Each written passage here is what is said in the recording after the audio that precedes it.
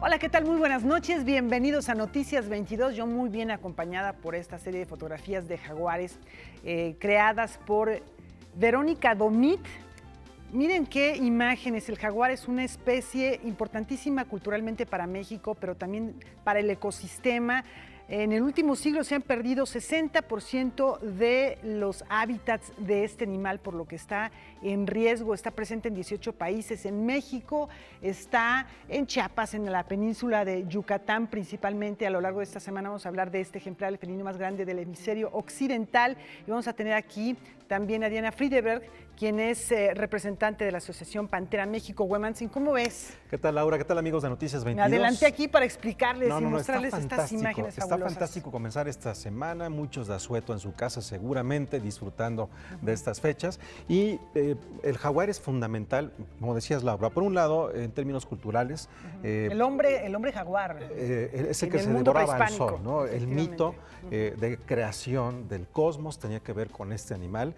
Y desde un punto de vista ecológico no podría haber orden si no tuviésemos esta que es la más importante especie predadora de nuestro país, de esta parte del planeta. La cumbre de la cadena alimenticia. Va a haber el día 21 de este mes de noviembre, un foro, el jaguar en México, en el Seminario de Cultura Mexicana.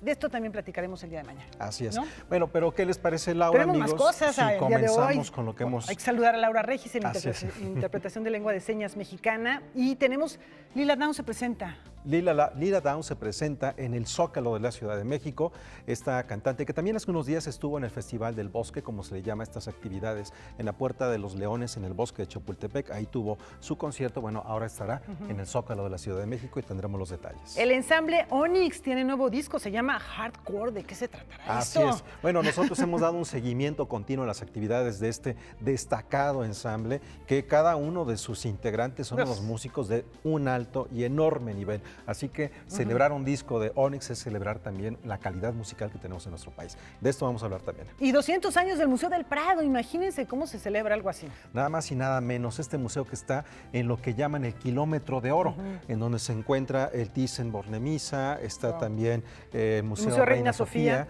está también ahí muy cerca los Jardines del Rey. Entonces, todo eso está en 1 kilómetro de distancia y la corona, por supuesto, es las obras que tiene el Prado. De eso vamos a hablar, 200 años de este importante museo en Madrid. Así que bueno, vamos a todos los detalles. ¿Qué les parece? ¿Comenzamos?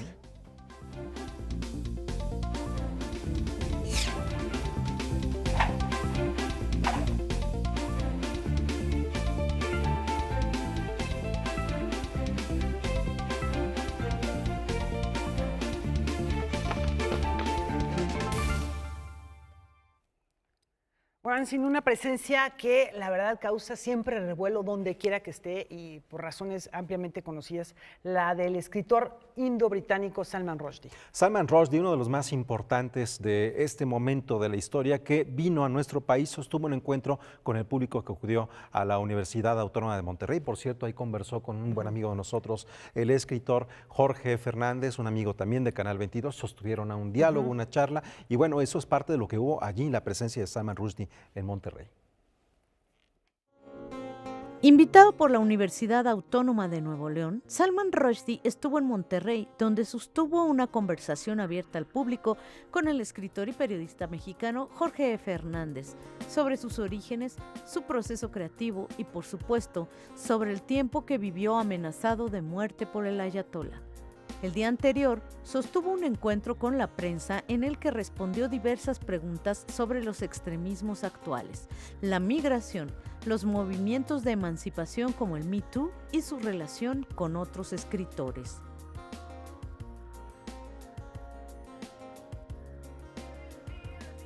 I think we live in a very difficult moment where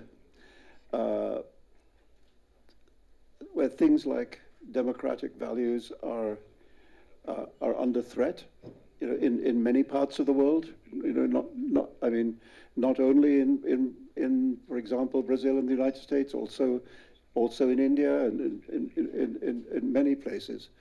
And you know, as writers, what we can do is limited, but I think it is very important that we make our voices heard.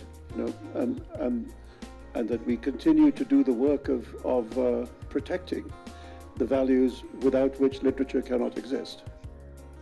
Well, writers historically have always been persecuted, and literature is doing fine. You know, I think one of the things that I felt during my own difficult time was that I felt inspired in many ways by the experience of writers who had come before me and who had resisted so courageously. You know, if you think that Dostoevsky had to face a firing squad before he published any of his masterpieces, you know, and many great writers have been persecuted by tyrants.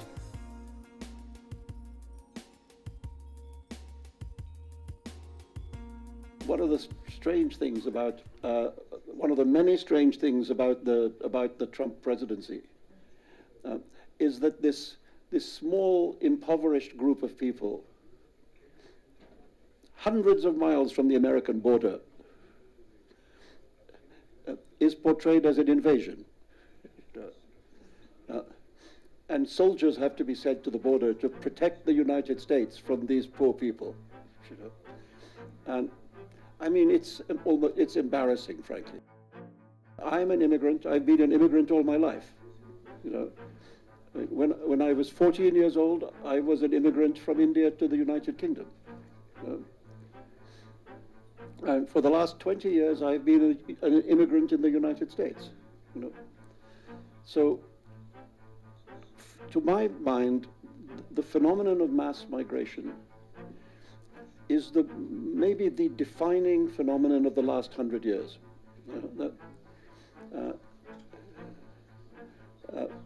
There's never been before in the history of the world so much movement across the planet, you know, and of course it changes the world, you know? And all our cities show us that the modern city could not exist without migration. I have always felt that, on the whole, this is something which enriches our societies. That it enriches. It's valuable both to the people who come and to the people who were there in the first place. Como ejemplo de lo que la migración enriquece a una sociedad, Salman Rushdie habló de los cineastas mexicanos que están produciendo películas en Estados Unidos desde hace varios años. That I'm a great admirer of contemporary Mexican cinema. I mean, I think I've always had friends amongst Mexican writers, but I also now think that I was saying yesterday that maybe the 3 best filmmakers in the world are Mexican. You know, and I mean, Alfonso Cuarón is a good friend of mine, and I just saw his movie Roma, which I think is just a colossal masterpiece. You know, and I told him, I said, this is, I think, the best film you ever made.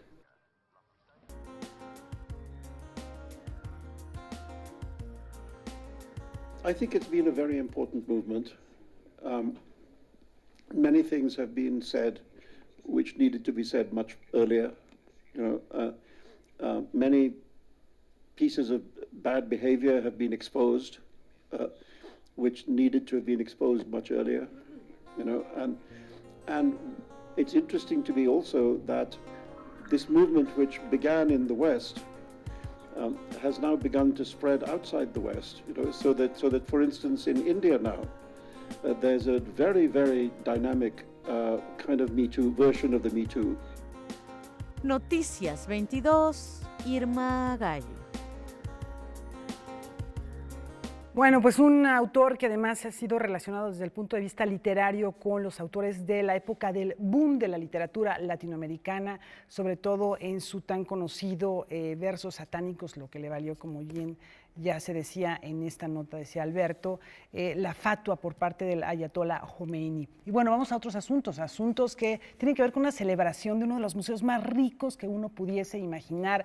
Rivera, Velázquez con sus maravillosas meninas, el Greco, en fin. El Museo del Prado cumple 200 años. Vamos a Madrid con Francina Islas. Museo del Prado 1819-2019, un lugar de memoria, es la primera exposición con la que la Pinacoteca madrileña celebra su bicentenario. A lo largo de 168 obras, el visitante podrá encontrar una historia cronológica de cómo se fue formando el museo hasta nuestros días. Empieza siendo una colección real, los cuadros eran propiedad del rey y luego cuando llega la Primera República se nacionalizan, pasa a ser el Museo Nacional que ahora conocemos. Hay momentos importantes pues cuando se procede a la desamortización eclesiástica, los bienes de la Iglesia, los cuadros pasan a formar parte del Museo de la Trinidad, que luego va a ser suprimido y los cuadros entran al Prado. Bueno, es una historia compleja como lo ha sido la historia de España, ¿no? Sin duda, el momento más crítico que ha atravesado el Museo del Prado fue la Guerra Civil Española. Ha sido el momento más crítico, el museo cerró sus puertas y sus obras fueron evacuadas, primero a Valencia, luego a Cataluña y finalmente a Suiza, ¿no? Y la verdad es que volvieron apenas una semana antes de que empezara la Segunda Guerra Mundial. Pero la muestra no solo hace una revisión cronológica, sino también destaca el papel que el Museo del Prado ha tenido como inspirador de otras generaciones de artistas. Como un elemento clave en la renovación del lenguaje pictórico, ¿no? Como el descubrimiento de Velázquez, de Goya, de El Greco por parte de los grandes pintores de vanguardia, desde los impresionistas hasta nuestros días, pues ha cambiado completamente la forma de practicar y de entender la pintura. Es el caso de Manet, para el que su viaje a Madrid en 1865 marca un antes y un después en el desarrollo de su carrera. Es el caso también de Sargent, y durante el siglo XX fueron muchos otros los artistas que han seguido dialogando con el museo, entre ellos Picasso. Para conmemorar el inicio de este año de celebraciones, los días 19, 23, 24 y 25 de noviembre, el museo tendrá acceso gratuito y la noche del 24 habrá teatro aéreo con la Fura del Baus, videomapping en la fachada y fuegos artificiales. Para Canal 22, desde Madrid, España, Francina Islas, corresponsal. Claro, digno de celebrar. Y de una pinacoteca nos vamos a una fonoteca. Así es, la Fonoteca Nacional, institución que preserva y difunde el patrimonio sonoro de México, cumple su primera década. Salvaguardar el patrimonio sonoro del país a través de la instrumentación de métodos de recopilación, conservación, preservación, acceso y conocimiento del acervo es el objetivo primordial de la Fonoteca Nacional, para lo que fue creada hace 10 años. El evento importante es que la Fonoteca Nacional cumple 10 años de haber sido creada. Yo creo que es algo para celebrar, no solamente en la Fonoteca, sino a nivel de la cultura en México, para todos también los que trabajan por la protección del patrimonio cultural de México. Debe de ser una fecha muy destacada. Gracias a la Fonoteca Nacional se garantiza la preservación del patrimonio sonoro de México y el acceso público al mismo, con cobertura nacional, con acervos recuperados y catalogados. Y digitalizados, y además abiertos a que los investigadores vayan a la Fonoteca o consulten cualquiera de las 133 extensiones que hemos ya instalado en toda la nación, en universidades, centros culturales, también que puedan consultar nuestras nuevas alternativas tecnológicas. Acabamos de lanzar una plataforma digital que tiene también una aplicación digital que se llama Musiteca MX, que es el esfuerzo más grande que se ha hecho para divulgar la memoria y la herencia cultural sonora, musical de México.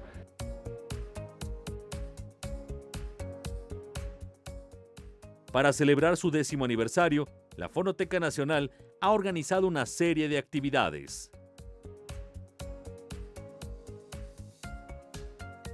Y como parte de las celebraciones, estamos impulsando varias ediciones, una coedición de un libro sobre Manuel Ponce con el gobierno del estado de Zacatecas, un libro sobre preservación de acervos sonoros publicado por la Fonoteca, otra edición que cuenta la historia de estos 10 años y, entre otras cosas, el primer encuentro internacional de especialistas de audio que reunirá talleres, conferencias, mesas redondas, clases magistrales fantásticas que van desde la percusión hasta cómo sonorizar un concierto, pasando por el rescate del acervo sonoro del cine mexicano o cuáles son las canciones emblemáticas que inventó el cine mexicano, hablando del sonido en la radio y en la televisión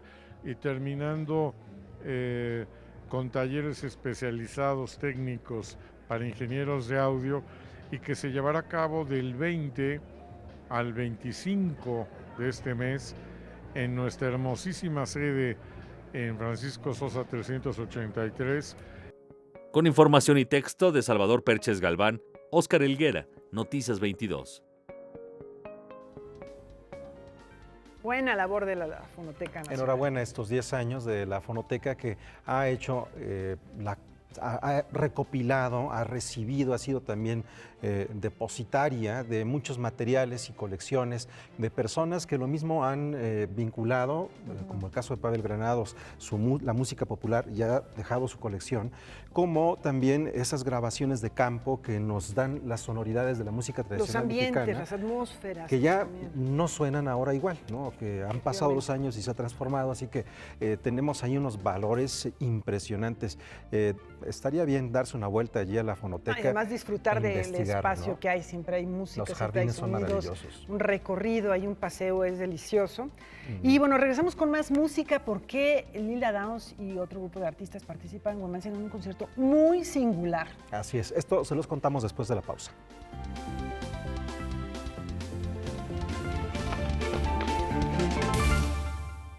Les decíamos que tenemos una invitación de Lila Downs. Así es, ella va a participar en el primer concierto de lo que será la próxima administración, y esto será el 15 de diciembre. Efectivamente, ahí en el Zócalo capitalino, en la plancha de la Constitución. Yo soy como el chile verde llorona. Una oportunidad de contar historias de mujeres y de la vida a través de la música es como Lila Downs ve el concierto que encabezará el próximo diciembre en la plancha del Zócalo capitalino, al lado de Cecilia Toussaint, Eli Guerra, María Daniel y su sonido láser, y Caña Dulce, Caña Brava. Hacemos mucho de improvisar dependiendo del público, ¿no? A veces cambiamos los papeles cuando vemos que las generaciones son más jóvenes y variamos un poco, ¿no? Hacemos canciones más movidas y más para arriba todo, ¿no? Esa noche va a ser una noche de reflexión sobre el ser mujer, sobre la celebración de quiénes somos nosotras en el contexto de este país, en el contexto del sur de nuestro México, porque yo soy oaxaqueña, y también como mexicoamericana, ¿no? Siempre comparto esas tres cosas. Este concierto será el primer evento masivo que se ofrece en el Zócalo bajo la nueva administración de la ciudad.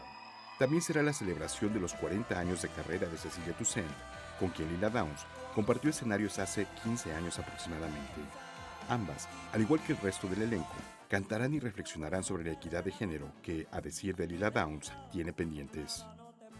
Faltan muchas cosas, creo, más que nada en la educación, ¿verdad? Sigo creyendo más y más. Conforme pasa el tiempo me doy cuenta que la educación es más importante, lo más importante, yo creo, en la sociedad. Y hay mucha gente que no tiene tanto acceso a las opciones que existen. Y eso me gustaría, formar parte de organizaciones que ayudan a tener eso, o a instituciones que apoyan la cultura y el arte, que me parece muy importante. Es la música, al igual que otras expresiones de la cultura, a donde hay que voltear ante coyunturas difíciles como la que atraviesa el país, asegura Lila Downs.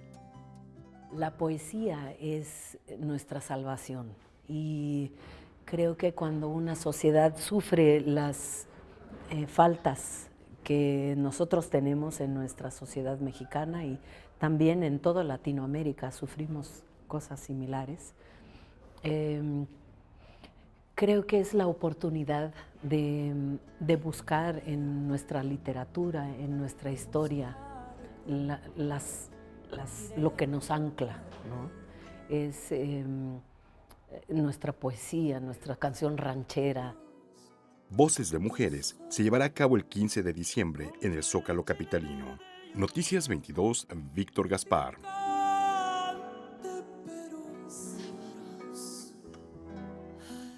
Bien, continuamos después de esto, que ya estaremos ahí dándonos una cita con toda seguridad el 15 de diciembre. Seguro que estaremos por allá. Hay otra propuesta. Imagínense esto, que es siempre emocionante cuando situamos a estos personajes que en su momento no eran famosos, pero que hoy son fundamentales para la historia del arte. Imaginarnos ese momento en donde 3 amigos se encontraron. 3 amigos que eran Buñuel, Lorca y Dalí. Una conjunción de talentos y personalidades más explosiva, no se me ocurre, Guamansi. Así es, y casi 100 años después de su encuentro en Madrid, vuelven a reunirse. Federico. Antes del ocaso es una reunión onírica que sucede en una taberna en los años 20, cuando Federico García Lorca, Salvador Dalí y Luis Buñuel coincidieron en la residencia de estudiantes en Madrid. No es una clase de historia, nadie se me espante, no pretende, por eso decidimos alejarnos un poco de los dichos de tercera persona, porque yo no sé si lo dijeron, ¿no? Entonces decidimos por eso tomar la licencia creativa y juntarnos más en el cotidiano, en el ser a ser, o sea, en una conversación que tendrías con tus amigos en una fiesta. Se purifica. En mis labios queda la huella de su pecado. Estamos resumiendo desde los años 1924-1929, estamos resumiendo en una noche, con el pretexto del último día en la tierra de Lorca. Por eso se llama Antes del Ocaso, porque es antes pues del éxito y antes del ocaso y antes de todo. La obra surge por iniciativa de Misael Maldonado, productor de la misma, quien también interpreta al polémico pintor de largo y retorcido bigote. Empezamos jugando con la idea de hacer algo sobre Dalí, porque a él tenía muchas ganas de hacer algo sobre Dalí, pero después nos encontramos este episodio y yo le comenté que a mí me latía más, en vez de ser un monólogo de Dalí, hablar sobre las 3 personas. A partir de hechos reales, Antes del Ocaso presenta a un cuarto personaje, además del poeta, el pintor y el cineasta.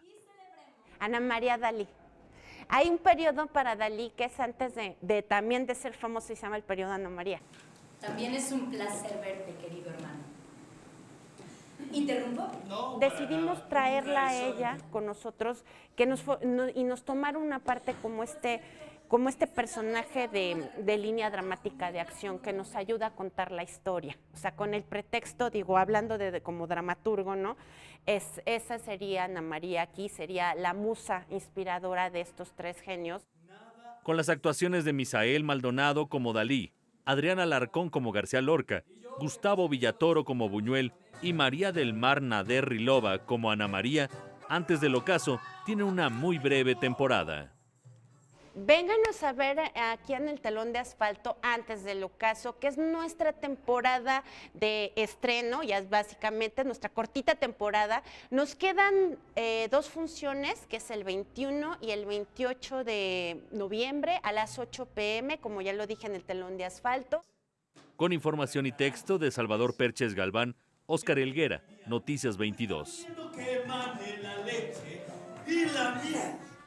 Bueno, cuando vemos eso, a mí es un periodo que me entusiasma muchísimo, Laura, por el tamaño de los personajes. Y cuando estábamos viendo esta nota, comentábamos, Laura y yo, sobre el vacío que significa para quienes amamos la poesía, amamos la cultura, el asesinato de Lorca a esa distancia. Es un personaje que ha marcado su asesinato y su obra, muchos de los rumbos de la cultura en habla hispana. Y bueno, y esa herida se refleja en esa búsqueda de los restos de Lorca. ¿Dónde está Lorca? A ver si realmente los restos que quedan de él son de él o no son de él. Su tumba, ¿dónde fue enterrado? Este pasaje en casa de Miguel Hernández cuando es atrapado. En fin, todo eso es una herida que sigue abierta y por eso la gente lo busca, algo que podría a lo mejor a nuevas generaciones parecer un absurdo y decir, ¿qué más da donde esté? ¿No? Está muerto, al fin de cuentas. Pero yo creo que es como una madre, ¿no? Como que pierde a un hijo y busca ¿Dónde están esos restos que a lo mejor de alguna manera la pueden hacer descansar? Así a un país como España y a una cultura como la cultura hispánica, la lengua española, le duele y le sigue doliendo la muerte. Sigue haciendo falta de Lorca. Unas recomendaciones a propósito de este trío. Hay una película, no recuerdo el nombre, pero búsquenle. Carlos Saura, y habla sobre estos tres amigos, Dalí, Lorca y Buñuel. Hace una película ya hace algunos años sobre este trío fantástico. También hay un cómic nuevo que cuenta la vida de Lorca, y hay unos poemas ahí de Leonard Cohen, que admiraba tanto a Lorca que llamó a su hijo Lorca.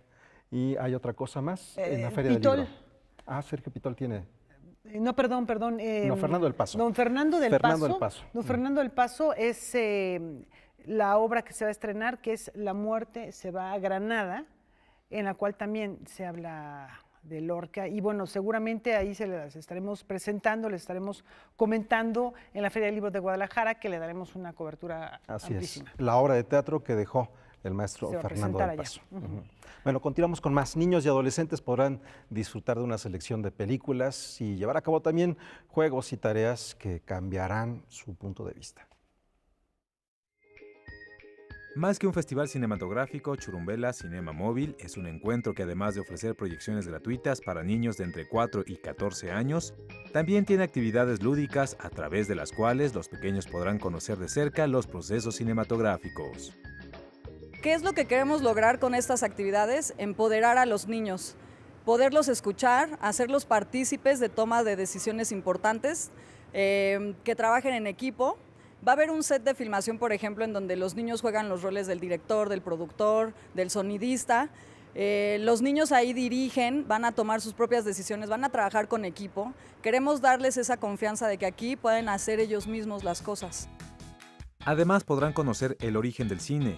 Van a instalar una cámara negra gigante en donde los niños van a poder conocer el origen del cine, el efecto óptico que se hace para poder ver una imagen. También, como el año pasado sucedió con la película El trompetista, habrá una exhibición de un filme con música en vivo interpretada por una orquesta infantil. Todo va a estar muy bonito, muy emotivo, los niños van a aprender, tienen que traer los papás o los tíos a los niños porque no se pueden perder esta edición, ya es la segunda, estamos muy agradecidos también con la Secretaría de Cultura, pues porque nos dan apoyo para poder llevar a cabo este tipo de proyectos. El Festival Churumbela también busca ser un espacio privilegiado para niños en situación de vulnerabilidad, niños que viven en casas hogar o centros comunitarios y que por diferentes razones su contacto con el cine es mínimo o nulo. Lo que queremos es darles esta oportunidad de acercarse a la cultura y también, ¿por qué no?, forjar una vocación que no necesariamente tiene que ser del medio audiovisual o del cine. Ellos se pueden dedicar a lo que quieran, pero el cine lo pueden utilizar como una arma, una herramienta para poderse transformar en lo que ellos quieran. El Festival Churumbela Cinema Móvil va a permanecer del 23 al 25 de noviembre en el Centro Nacional de las Artes en un horario de 10 de la mañana a 6 de la tarde. Solo hay que registrarse previamente en su página de internet. La entrada es libre. Noticias 22, Julio López.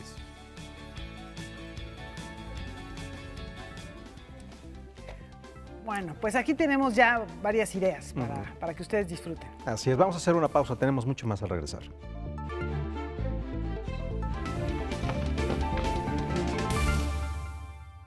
Bueno, pues tenemos una propuesta de cine, un cine que no solamente se vea, sino que se piense. Así es, esta es la propuesta de CEMEDOC, que en su actual edición propone reflexionar en torno a las fronteras. El Festival Internacional de Cine sobre Migración y Exilio, CEMEDOC, celebró una nueva edición agitando la bandera #Cine versus Fronteras. Este año nos han llegado 800 películas de todo el mundo, hemos elegido 14, de las 14 hay 7 directoras, cada año aumenta el número de mujeres y son películas, alguna es estreno aquí en el festival, son óperas primas, pero también hay películas de festivales importantísimos como es Sundance, como es Locarno o como es Visión de Realidad de Francia, ¿no? Hay películas mexicanas. El objetivo del encuentro fílmico es crear un lugar de encuentro donde el cine no solo se vea, sino que también se piense y ayude a reflexionar sobre algunas de las realidades más acuciantes que atraviesan el mundo contemporáneo, la migración y el exilio. La idea de este festival es darle un poco de visibilidad a toda esa producción que muchas veces, casi siempre, no llega a la gran pantalla, ¿no? Es por eso que hacemos también este certamen. Flujos migratorios desde cualquier punto, es decir, desde flujos migratorios producidos por la guerra, tenemos películas de sirios, tenemos películas que hablan sobre el flujo migratorio de África a Europa y tenemos películas sobre el flujo migratorio de sur a norte en América, ¿no? Y sobre flujos migratorios de otras épocas, ¿no? Por dar un poco de perspectiva también. El cine mexicano estuvo representado por las cintas de Juan Francisco Urrusti, Un exilio, película familiar, y Anaís Huerta con David, El retorno a la tierra. Nosotros con este festival lo que queremos es luchar un poco contra ciertos discursos nacionalistas o fascistas que demonizan al otro, ¿no? El otro no es una cifra, el otro es una persona. Y la película, cualquier película, lo que hace es que el espectador empatice con esa persona. El jurado decidió premiar mención sin premio en efectivo Don Quixote, mención con premio de 500 euros Mundial de Fútbol, primer premio con 2.000 euros Un exilio, película familiar. Con información y texto de Salvador Perches Galván, Óscar Helguera, Noticias 22. Bueno, la dislexia, estamos platicando de la dislexia, que es un tema que está detonando una obra que yo creo que vale la pena leer. Así es, esta es la nueva novela de Silvia Molina, inspirada para construir a su protagonista desde la dislexia frente a su propia vida.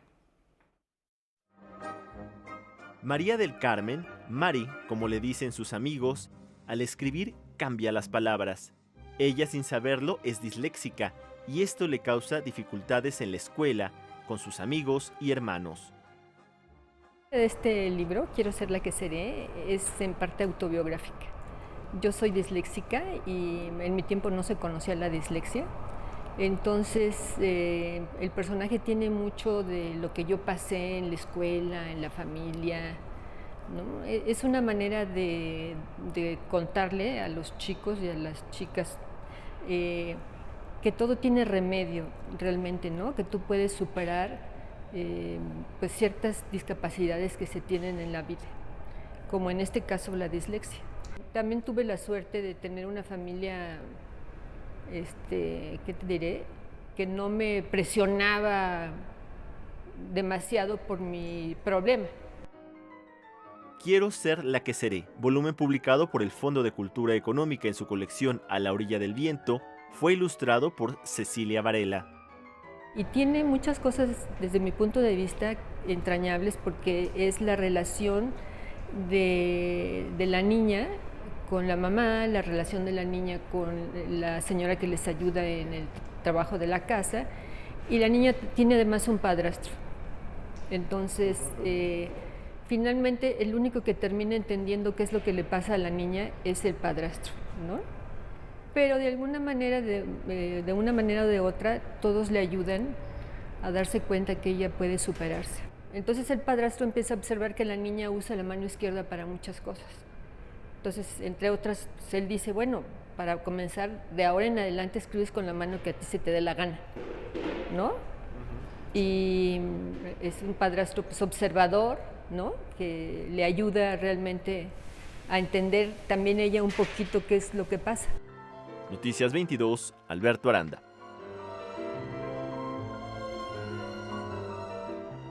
Continuamos ahora con las escuelas de fotografía que reúnen a fin de dar a conocer su labor y difundir el talento de sus especialistas o los que están asistiendo egresados para formar ahí en sus espacios pues más propuestas que nos puedan compartir. El 17 de noviembre concluyó el primer encuentro internacional de escuelas de fotografía organizado por Canon Mexicana, desarrollando e instrumentando un programa de apoyo y colaboración con las comunidades educativas de las escuelas de fotografía más destacadas en México, denominado Red de Educación Canon, REC. El evento nos da mucho gusto llevarlo a cabo porque fue creciendo poco a poco, ¿no? La participación, la convocatoria fue creciendo y el entusiasmo de los participantes fue lo que nos orilló a tener un evento de esta magnitud. Originalmente estaba pensado un poco más cerrado, sin embargo quisimos de alguna manera compensar el entusiasmo de los estudiantes por participar, trayendo personalidades como lo es Ernesto Ramírez, como es Fabio. Este encuentro fue concertado para brindar a las escuelas pertenecientes al programa REC un espacio de difusión del talento que a diario se forma en sus aulas y estudios. Todos tenemos acceso a cámara, o sea, todos tenemos una cámara, pero la diferencia entre una foto y una buena imagen es una que transmite una historia, es una que transmite la perspectiva humana, es una que da a conocer un aspecto que lo pasamos todos los días, ¿no? Y eso sale simplemente, yo creo, no solamente de la parte técnica de cómo solucionar el aspecto fotográfico, pero también de poder ver, de poder visualizar la imagen. Y yo creo que eso es muchas veces aprendido como también a través de una experiencia, ¿no? Y creo que este tipo de encuentros les abre el panorama a muchos estudiantes. El programa REC ha afianzado su esfuerzo de continuar con la difusión de la cultura fotográfica, estableciendo vínculos de colaboración con los recintos de más prestigio en México dedicados a la promoción de la cultura visual. Yo creo que, aparte del valor romántico que pueda tener hacer la fotografía, una de las cosas esenciales es de que muchas de las gentes que hacen fotografía encuentran su voz y encuentran cómo expresar sus preocupaciones y sus intereses. Ya, ¿qué más quieres que eso? Eso le da a la fotografía un valor de desarrollo y educativo. Las instituciones educativas participantes desarrollaron proyectos, mismos que serán expuestos en el Centro de la Imagen.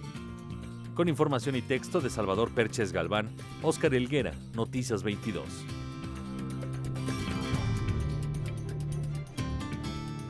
Bueno, ahí están los creadores de distintas generaciones reunidos haciendo fotografía, transformándose con distintas técnicas, formatos. Y sí, hay muchas escuelas de fotografía. Yo creo que sigue siendo algo que hay que aprender, que hay que acercarse, no nada más la toma de la foto a través del teléfono celular, sino cuál es tu mirada, qué es lo que vas a aportar. Y por eso las escuelas de fotografía siguen teniendo muchos alumnos. Y cuestionarnos la imagen, ¿no, Laura? Porque cuando apareció la fotografía, muchos contaron los días de la pintura, cuando apareció el cine, muchos contaron los días de la fotografía, cuando apareció la televisión. Sí, es cierto, la fotografía tuvo una gran crisis, pero a final de cuentas, estas expresiones son plataformas para el conocimiento humano y han tenido sus mutaciones. Y lo que estamos viendo, lo que acabamos de ver, es justamente las transformaciones que ha tenido la imagen en este momento de hiperrealismos y de, como dice algún teórico, la democratización de la imagen a partir de los dispositivos celulares, ¿no? Sí, pero no, tomar una foto no es hacer arte tampoco, ¿no? Entonces es bueno tener conocimientos y saber expresar un lenguaje y una gramática, digamos, propia. Y cuestionar lo que hace Efectivamente. uno, ¿no? Bueno, momento de hacer una pausa. Volvemos.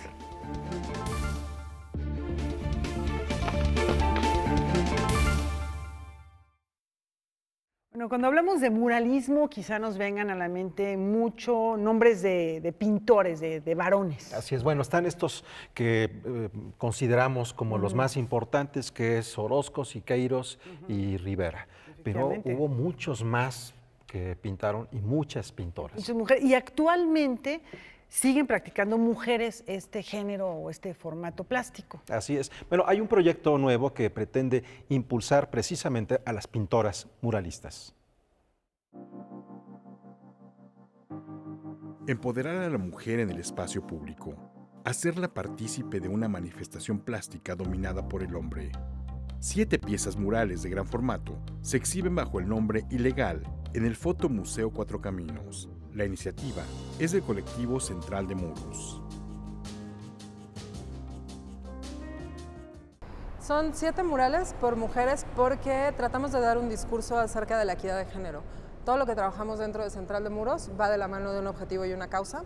porque justo queremos como evolucionar el arte en espacio público al arte por causa, ¿no? Y en esta ocasión elegimos mujeres muralistas porque definitivamente en el espacio público falta mucho todavía como esta apertura a la mujer. Diversos son los perfiles de las creadoras, de entre 19 y 40 años, de formación académica, u otras que se forjaron en el graffiti y la adrenalina de la pintura en aerosol. Nosotros empezamos el proyecto incluso un poco basándonos en unas teorías de Siqueiros acerca de que el arte debe ser en el espacio público y para el público, pero él, por ejemplo, era muy machista, ¿no? Decía que las mujeres no deberían de pintar murales. Creo que evolucionó bastante ese tema, las mujeres se animaron a hacerlo y actualmente lo que estamos intentando hablando de equidad de género en el espacio público no solo es sobre las muralistas, es sobre la persona que percibe el mural.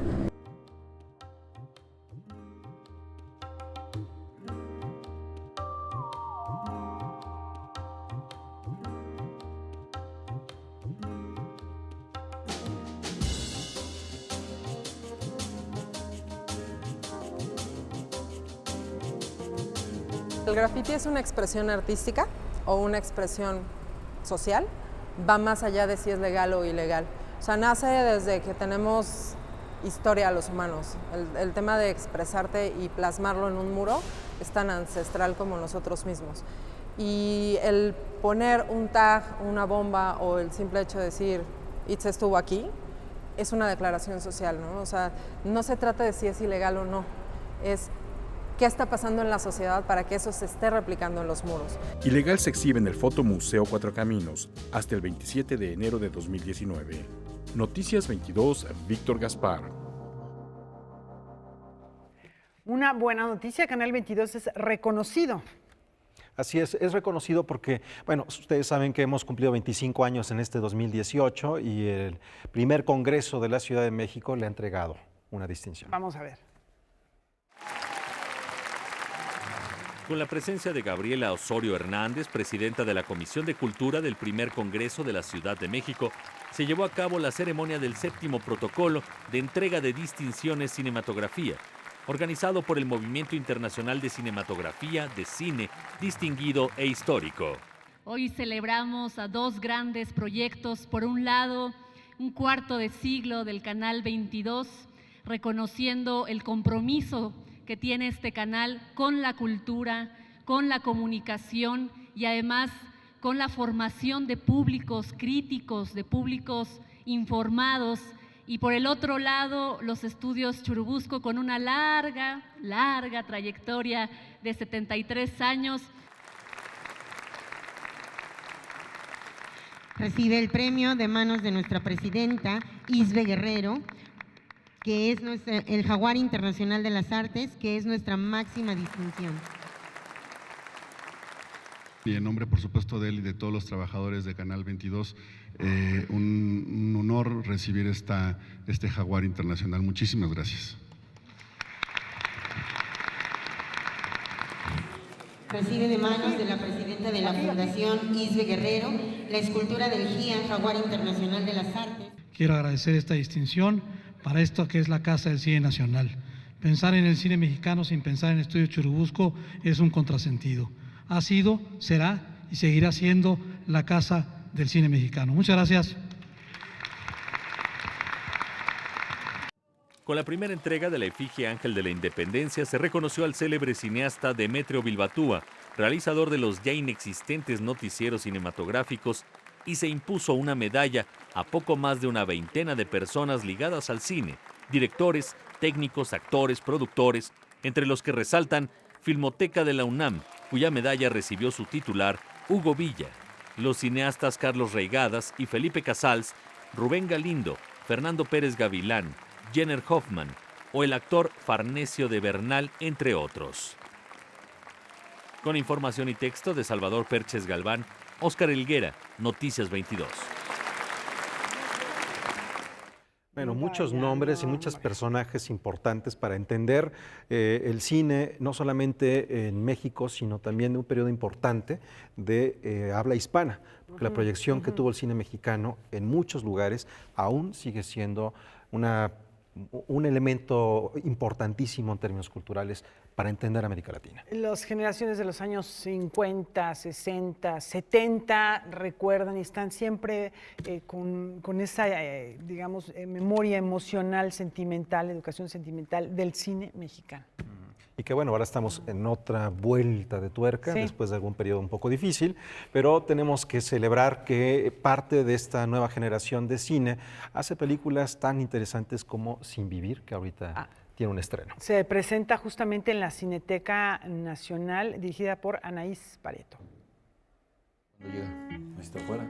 Vino a quedarse con él unos días su compadre, pero llegó con su primo el muy encajoso. Imagínate en esta pinche ciudad tan grande, cualquier cosa es un arma. Sin Vivir cuenta la historia de 3 hombres que por diferentes circunstancias terminan viviendo juntos.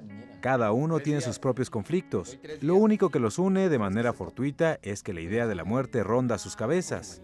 Sin Vivir tuvo su estreno en el Festival Internacional de Cine de Morelia y ahora llega a la Cineteca Nacional. Y después de eso ha estado en algunos festivales, sobre todo aquí en México. Creo que como que la peli creo que es muy mexicana y conecta más aquí. Ahorita apenas estuvo en un festival en Bolivia también y estamos todavía esperando respuesta de algunos festivales. Y bueno, en el camino pues Alphaville se interesó por la película y quiso dar como una distribución chiquita, pero que al fin creo que es lo más real, ¿no? Para un tipo de cine así. Para nosotros, bueno, lo principal que era hacer la película y que se exhibiera en una sala, por ahora es con lo que estamos a full.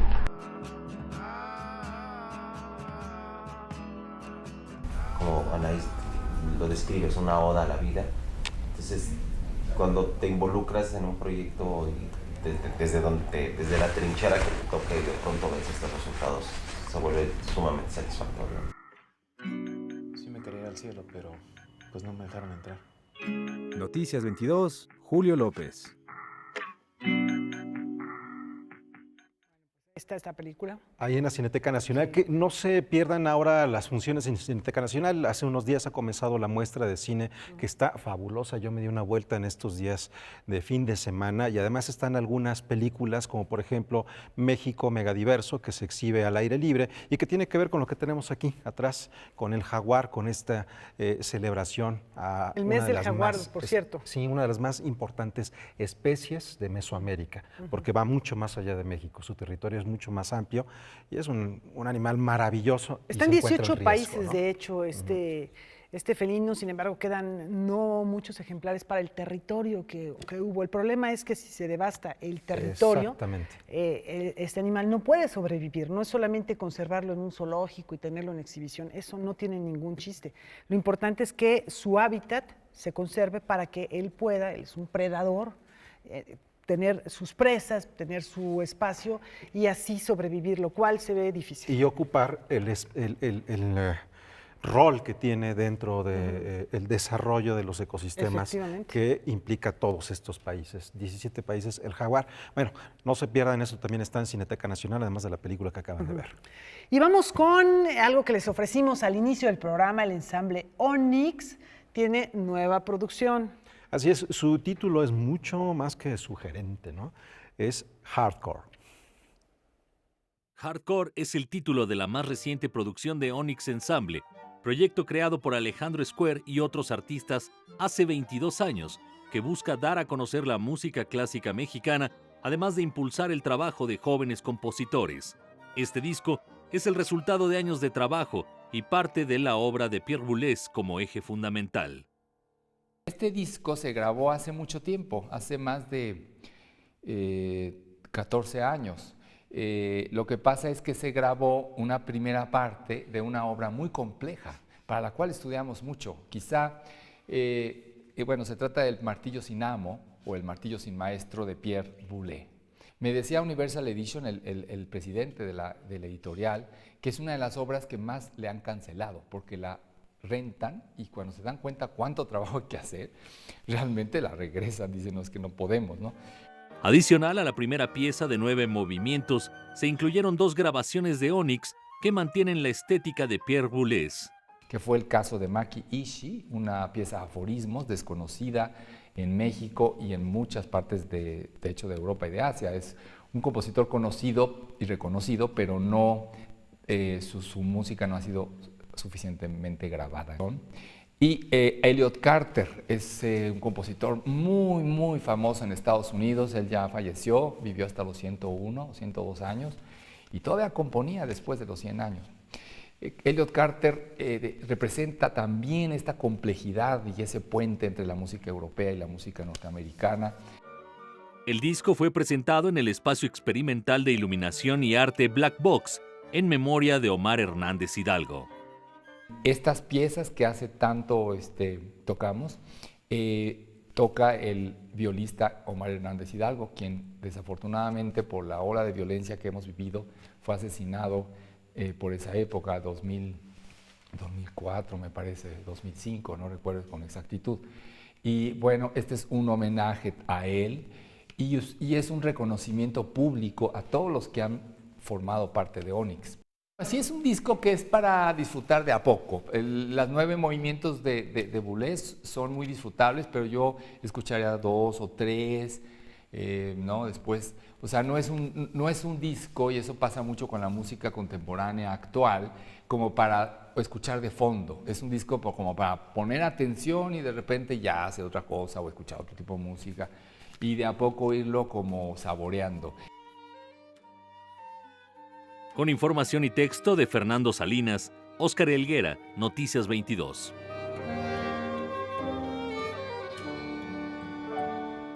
Bueno, pues ahí está esta nueva producción discográfica que, como todas las de Onyx, tiene una muy cuidadosa investigación musical con piezas muchas veces creadas también por compositores para el mismo ensamble. Así es. Y bueno, Alejandro Escuero, un flautista fuera de serie. Así es, y bueno, con Pierre Boulez, bueno, se suena esto maravilloso. Nos despedimos con música de Onyx como una invitación para que se acerquen a su nuevo disco. Buenas noches, hasta mañana.